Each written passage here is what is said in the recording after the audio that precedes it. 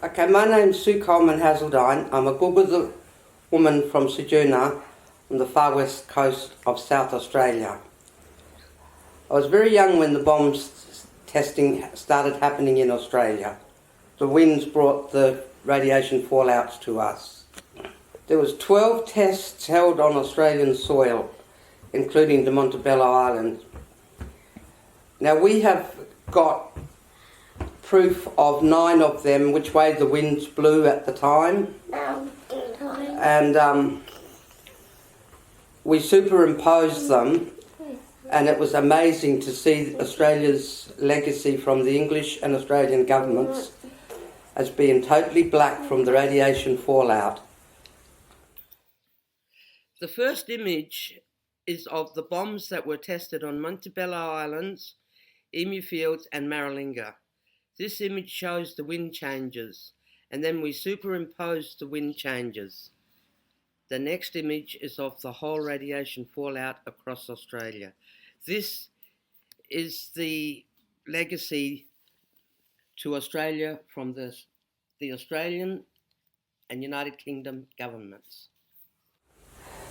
Now, we've been living with grief and loss for a long time.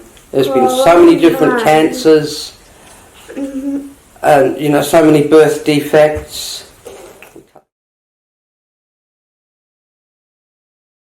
Now, people talk about grief and loss. Well, we live with it every day. It does not go away. Even 60 years later, babies are dying of really complicated defects that there's no explanation for. And we bury our babies, so the grief and loss does not go away. We have suffered at the hands of the Australian and English governments. They have not cared that we are still suffering to this day, nearly 70 years later.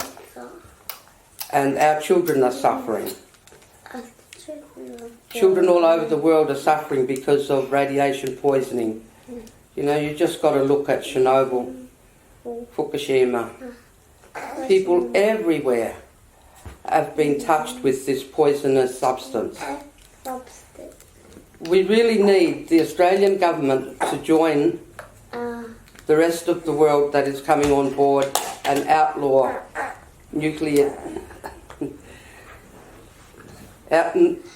weapons, nuclear submarines, because if you've got no need for the radiation, there'll be no need for the mines. And if the mines are shutting down, there'll be no need for waste dumps, which can be just as dangerous as any bomb. They start leaking, we won't know that poison is seeping around through us again, just like the radiation fallout of all those years ago. Nobody knew what was falling amongst them, but everybody started to feel it, and as the years go on, we are still feeling it. We are still suffering. And we really do need the Australian government to stand up and say, enough. We've damaged Australia, we've hurt the people. Aboriginal people have been dislocated just to please various mining companies, the uranium companies, just everybody that wants something from Australia, the Aboriginal people get pushed aside. It's just not fair. We're the First Nations people, and we're the ones left behind in everything. So if we can stop mining on our country, protect our culture, stop the waste dump, tell the governments to think just to stop building nuclear submarines, the rest of the world can win too, because there are animals out there that are dying, and it seems like nobody cares, but we care. And I'm starting to get old and tired, but that's not the end of my fight, because I've got children and grandchildren and great-grandchildren that are all ready and willing to stand up and fight and say no more.